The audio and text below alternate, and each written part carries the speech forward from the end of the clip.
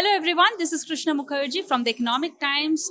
Welcome to the first edition of ETGCC Summit. Joining me today is Mr. Sanjay Tolia from PwC. Thank you, Mr. Tolia, for joining Thank us. you.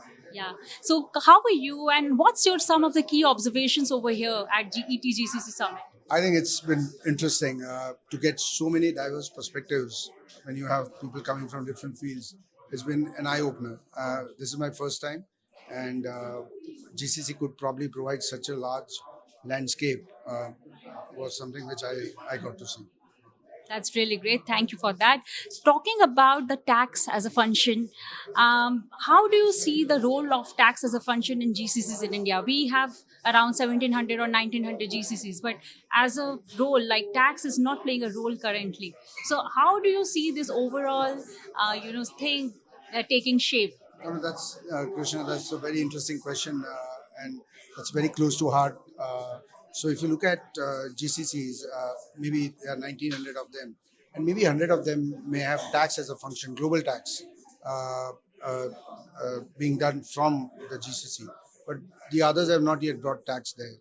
And I think if you ask this question to someone, why wouldn't you get tax to the GCC? The answer you may get is that hey, tax is complex. And my response to them would be, hey, accounting is also complex, right? You are doing accounting for various countries from India, from the GCCs, and probably it evolved slowly, right? When the first time you brought the whole of accounting function for Germany or for US was not brought to India, you brought it in steps. I'm sure you can do the same thing for corporate tax, transfer pricing, indirect tax, carbon tax, and do it from India. I think that's a huge potential left out for those 1800 GCCs which are out there. That's true. And I think just to add on, I think one of the interesting thing is that even if you look at tax as a function, a predominant part of tax compliance, tax dispute resolution management, etc., is still done on Excel sheets. A little bit of it is done in the ERP. If you ask clients, and we do this with our clients, they find it very difficult to move technology into or move this work into the ERP system in a decentralized manner.